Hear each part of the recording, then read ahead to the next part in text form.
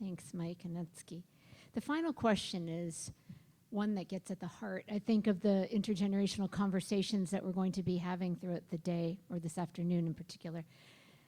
How do or what do you identify as?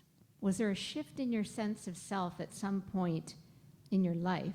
And if so, when did this happen and why? So we're going to start with Kevin and Kayla.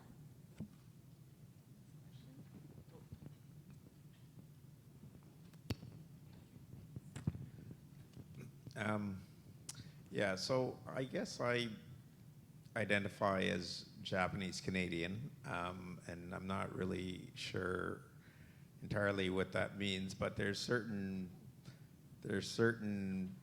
things, obviously, from our heritage and where we came from. When recently you had sent some information from your project on the assets that were basically dispossessed from my grandparents, and there wasn't very much. I think one distinctive thing was my grandmother's sewing machine, I think, and she was a seamstress.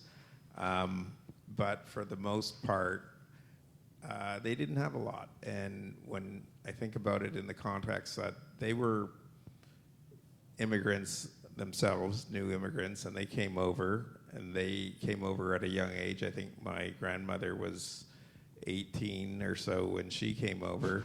So at 18 years old, she probably didn't have a lot. And, you know, I think about them as coming over to make a better life for themselves, and as most immigrants do, and to build a future. And I think that was mission accomplished for the most part. And yeah, there was a bump in the road in terms of suddenly thinking you're coming to a new country and for the better, and then only to have the rug pulled out from underneath you. You know, but I would say for the most part, my grandparents were probably, you know, traditional working class immigrants. And one thing that my grandmother, and much like Michael's grandmother, my grandmother didn't speak English, or at least she didn't speak English to us. And I don't know if she thought by speaking Japanese to us that we'd learn Japanese, but it didn't work. And you know, I mean, the things I remember vividly is, you know, she'd always tell me to go to school and get a good education, and don't be a yancha boy and all this other, you know. So it was always, you know, a big emphasis on education.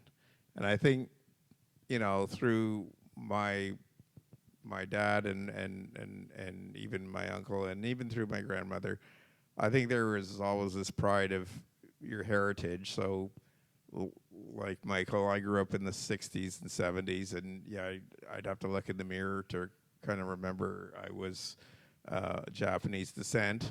But otherwise, you know, for the most part, I think that mental piece, I don't think you can take away from. And it was always that pride of doing the best you can, and, you know, not make excuses and let adversity get in your way. And if you have a goal and a target in your life, you know, pursue that, and don't let all these other distractions take you away from what your ultimate goal was. And I think that's ultimately what our grandparents and our parents persevered through. So I think, you know, I think that's a really good lesson, and I don't know if that's something unique to our culture or to our family, but I think there probably is a lot of cultural pride in that. So, and I have been to Japan, and as much as you feel like, you know, everyone looks similar in terms of the black hair and whatnot and height, culturally it is different, and sadly, I would say that I do feel like an outsider, more so than I ever feel like when I'm living in Canada. The language is different, the customs are different. They're familiar, but and I kind of get it, but it's still foreign to me. So and I have been there, and and I would say it would be difficult to go to that country without an interpreter. But for the most part, it's a great culture, and I'm very proud to have that heritage.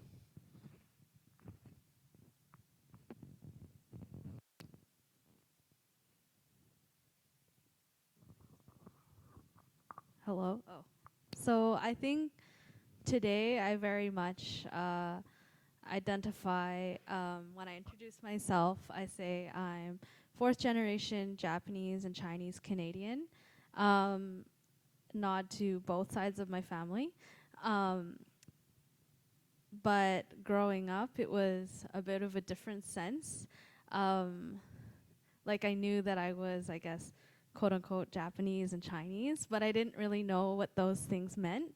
Because very similarly to some of the people on the stage, I feel like I grew up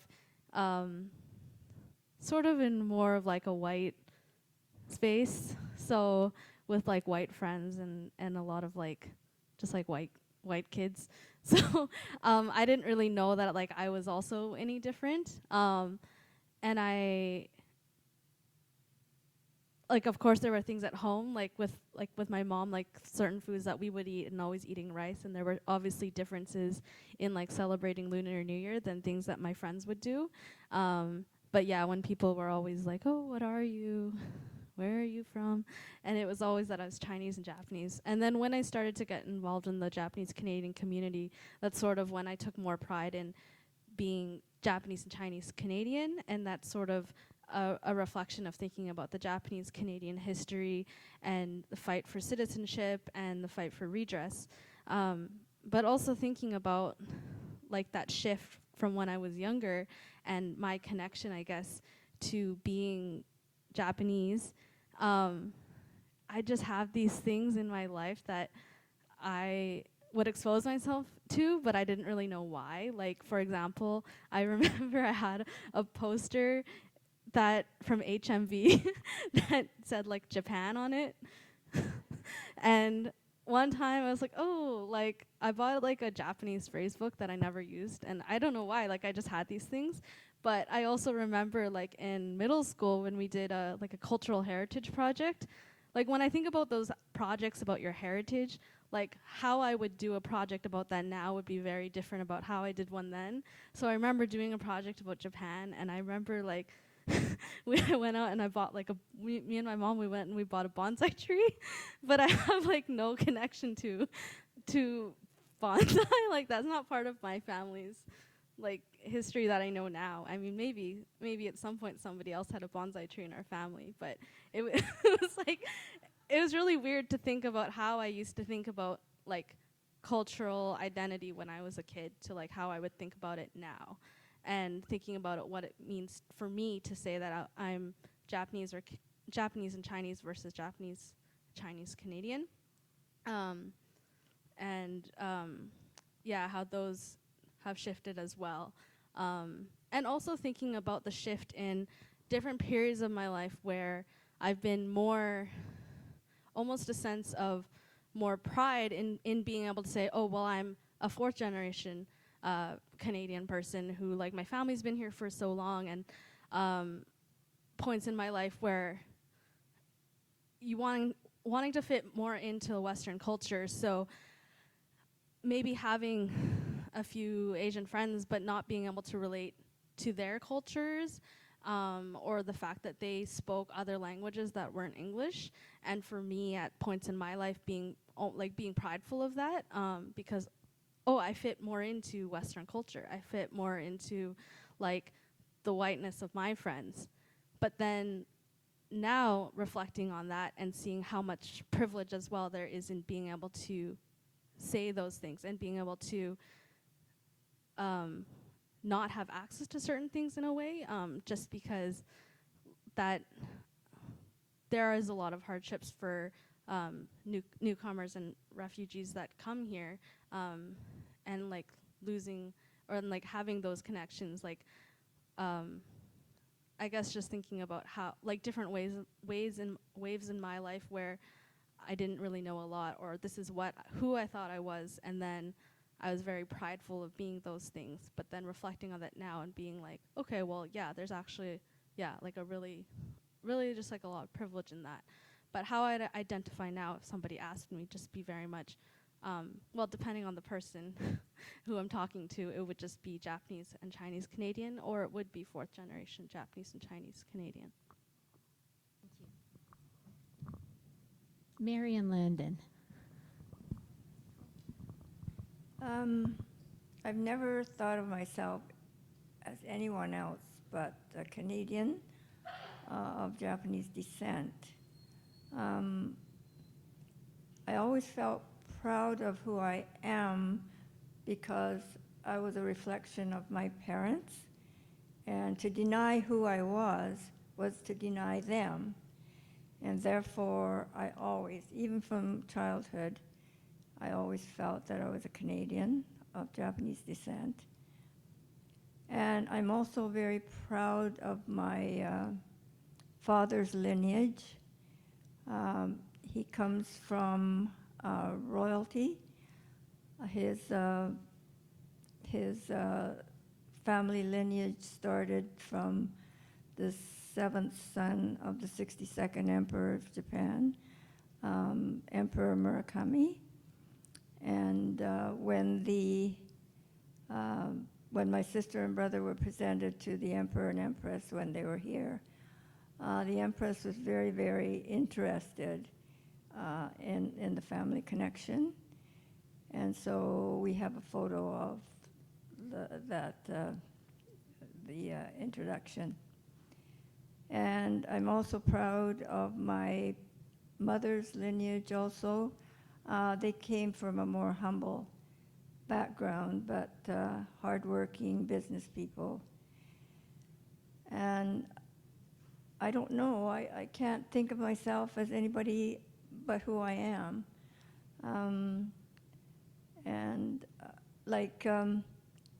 My son and my daughter grew up in a totally white community of Tawasin. When we moved there 51 years ago, we were the only brown people there. And so that's the atmosphere in which Landon was brought up in, and I don't know, you'll have to ask him how he feels about that. Other than that, I can't really say anything else except that I am who I am. Sound like Popeye. What did you say? I said you sound like Popeye. Well, I don't feel particularly royal, and I don't feel particularly brown either.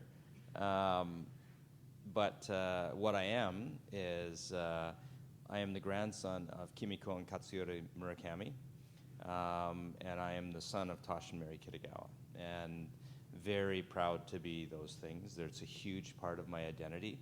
I think it's interesting to listen to Kayla talk a little bit about hers, because I'm the oldest sort of child, I guess, up here. And I relate that experience to my kids' experience. And so, ironically, as a part of this, I was talking to my children about, who I think are older than Kayla and Natsuki, but about all things Japanese Canadian incarceration. And because I thought that was an important distinction, or important thing for me to understand as well. But they've had the same gift that I had in terms of strong grandparents that openly talked about incarceration and their experience. They've been to many, many events where my mother and father were speaking about their experience, but also the same thing around the dinner table, talking about that and experiencing that. But so talking with my son yesterday, it was interesting because even though he knows the mechanics of the incarceration in terms of what happened and how bad it was and how difficult it was,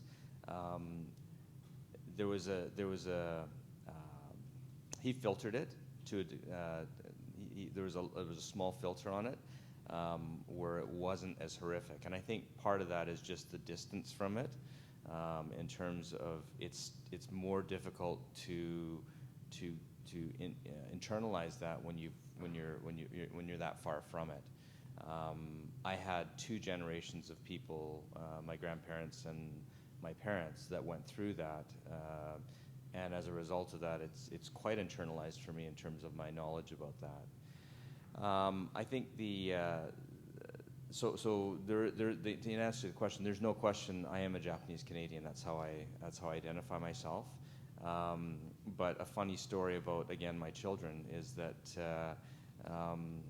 they, in our family, when positive things happen, when somebody does something, my wife, just background, my wife is Caucasian, and we have a very strong relationship with that side of the family as well. But ironically, the way it works out is that when positive things happen in our family, that's the Japanese side that's coming out as opposed to the Caucasian side.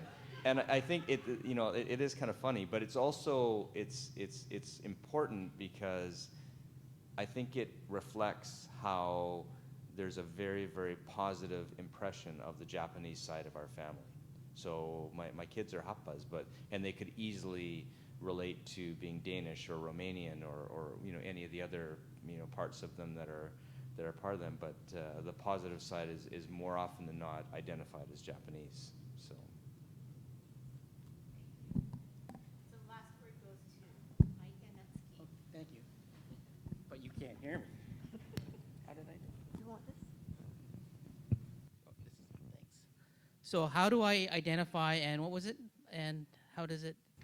And was there a shift in your sense of self at some point? And why did that happen? So how would I identify myself? Michael Abe, Nikkei Sansei, formerly Hakujin. It's funny when you said that about in grade school, the bonsai and things. My dad and my grandmother, Bachan, went to Osaka Expo 70, and so I was 8 years old, and they brought back blocks with hiragana, and they had books, Momotaro-san and stuff, and I was so fascinated with this, really fascinated. It would be so cool to be Japanese. I would love to be Japanese, sort of thing. And then in grade 6, we had to do a project, so almost a bonsai, but I made a little house with sliding doors and everything because I wanted to be Japanese. So luckily it was that 13-year-old that in grade 8 we had that interview and I became Japanese. So I had a lot of catching up to do. So I'm Sansei, and we have this huge family tree for the Toyota side, and it has my mom's, my grandfather's side, and then his brother and his wife this side, and then the Yamada side.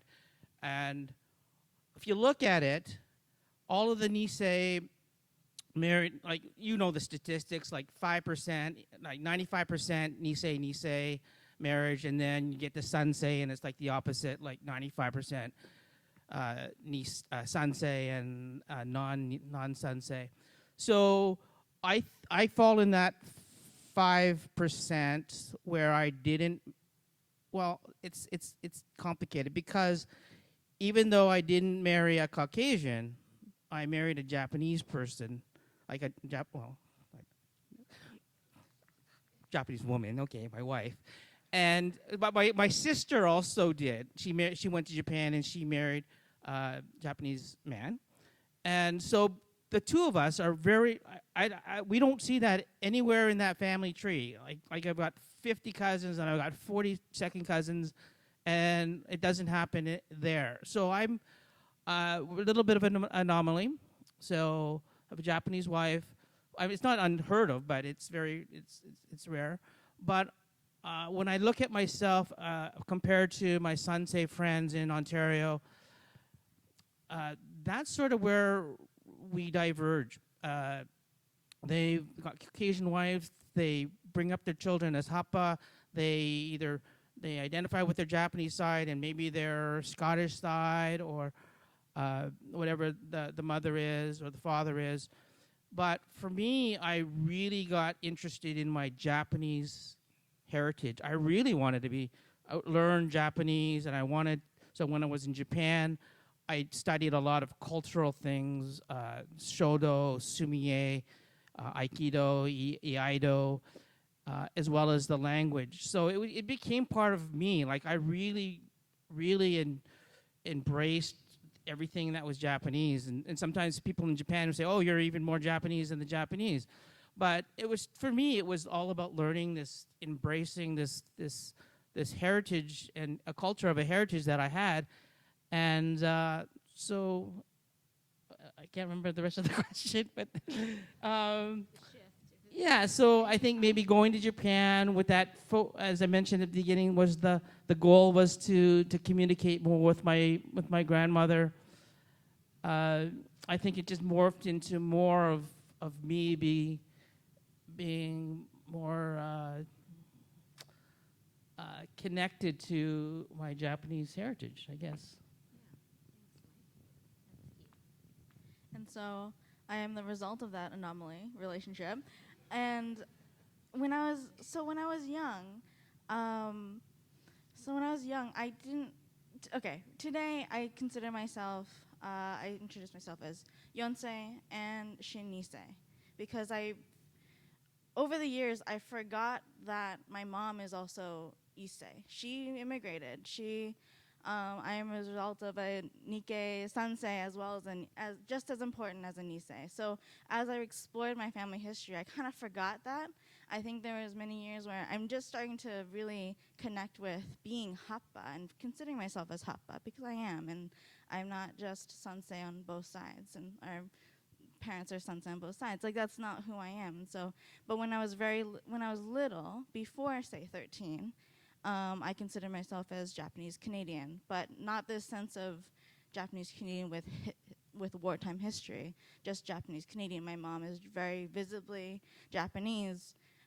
She has accented English. That was very much in my. There was no sense of me growing up in a white community, which I did, but there's no sense of me being lost and not thinking I'm Japanese as well.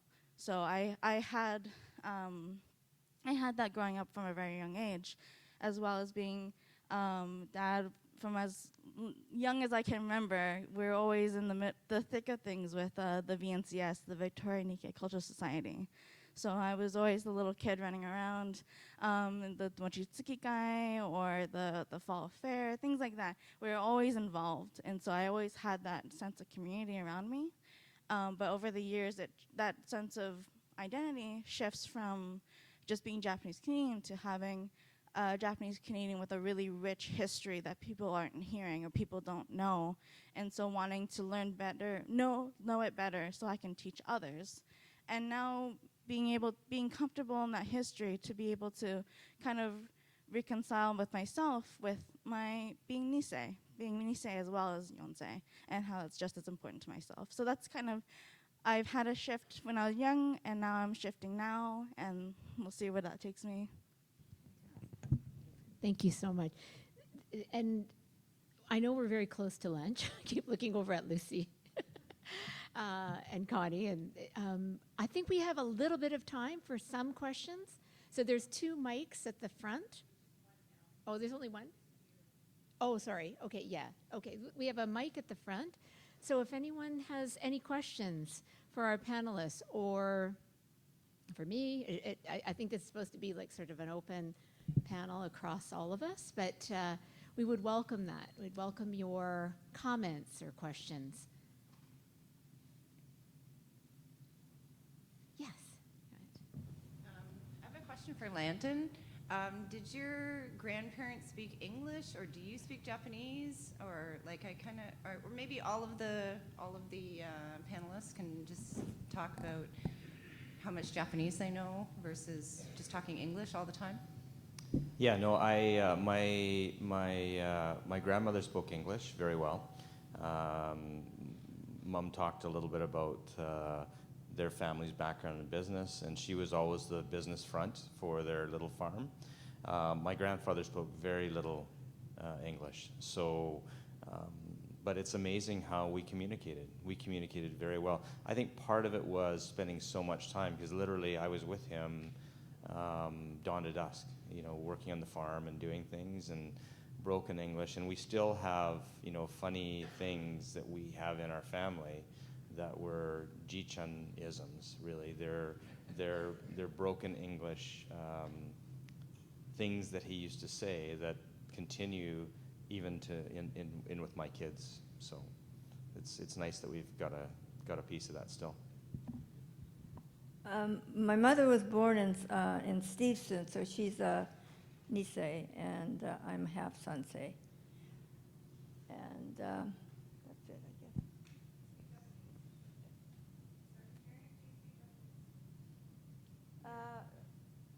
I can get along in Japan, but I think my Japanese is like the Meiji Japanese. When I took Japanese 101, I think it's called, at UBC, the professor used to say, "We don't talk like that anymore."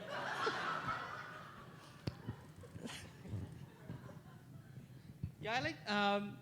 It's really interesting, and I think that because of the internment or the incarceration period, you had people coming from all different areas of Japan and then living for 4 years together. So they develop a very unique Japanese Canadian dialect, I guess you would call it, where when Grandma went to Japan in Osaka in '70s, she was saying words and they couldn't understand her. They were either archaic or they were very Japanese Canadian words. So I think we grew up with being able to communicate in a very unique Japanese Canadian language. I also had a little bit of that, but I don't have all the Japanese Canadian words or isms that some people have. Like, I didn't grow up hearing yancha because I didn't grow up with my grandparents. Maybe it's just because we were maybe a little bit more well-behaved than they were, but but I grew up with a Japanese mother, and so I had Japanese from what she learned when she grew up and was educated in Japan. So that's that was how I was integrated in Japanese. I also went to Japanese school for a little while till I was about in elementary school, and then I was like, no, too many schools, too many different homeworks. I'm done, which I really regret now. But I've taken a few language courses in university, and I'm starting to try and get back into it. But yeah, I have a bit. I can get by.